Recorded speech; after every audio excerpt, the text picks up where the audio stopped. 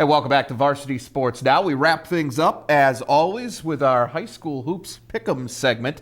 Jason and I in a head-to-head battle, and it's pretty close thus far through the first couple of weeks. Yeah, we've both done pretty well on our picks early in the season, which is a tough time to make picks, but another batch of good games this week. Yeah, and you've got the slightest of lead because of that upset special. You got one right this winter. I have not, and that's the difference in the score. All right, let's move on.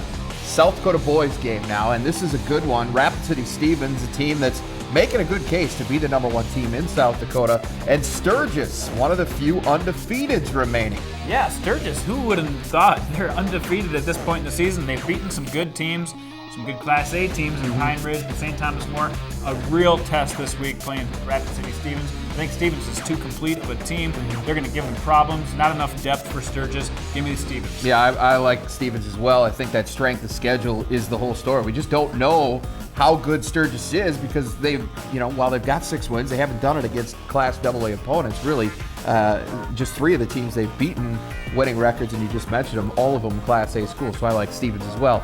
On the girls' side, great undefeated matchup, a border battle, if you will, as Sioux Falls, Washington makes the trip to Marshall, Minnesota. A tough schedule for Washington this year, none tougher than this game on Friday night against Marshall. Marshall's got so many great athletes. Kenzie Beekman can absolutely jump out of the gym. She's going to give them problems. But if Washington can break the press and avoid some turnovers, which we know they can win this game, and I believe that they're going to do that. They struggled a bit offensively, the Warriors have, over the past couple of games. They're not putting up maybe the same amount of points as they have early in the season, but defensively they have been consistent all year long. In fact, they've only given up 40 points or more twice this season, and they're beating teams by an average of 33 points, so that should tell you just how good their defense is. This team's not exactly the same. I mean, they'll be closer than 33. Absolutely, and I don't mean to make that comparison. Right, but they're still dominant. The other nugget is 3 games thus far for Washington against Minnesota opponents. They're 3-0, so keep that in mind. I like Washington in this game.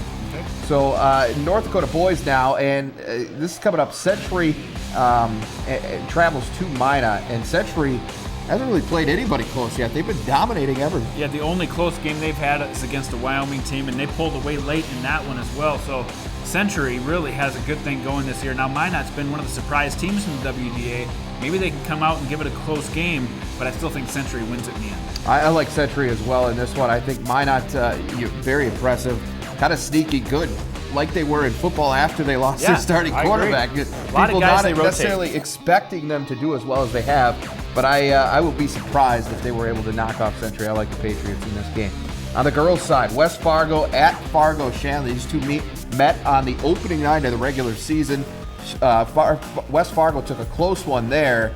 What do you think about this one? Nobody's been able to shut down Sarah Jacobson all season long. West Fargo has the best chance to at least contain her, and I think they can do that because they have so much balance.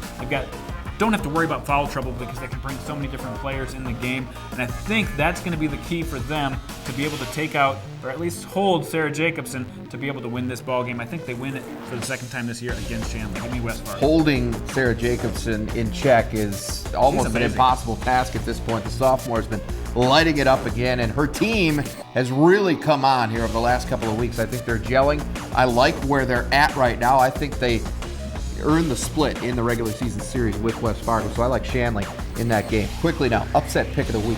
Beulah has lost so much from last season's team. They've come out and lost 5 games already this year, but they've had an extremely tough schedule. I think they get it done. They get over the hump against an undefeated Newtown team.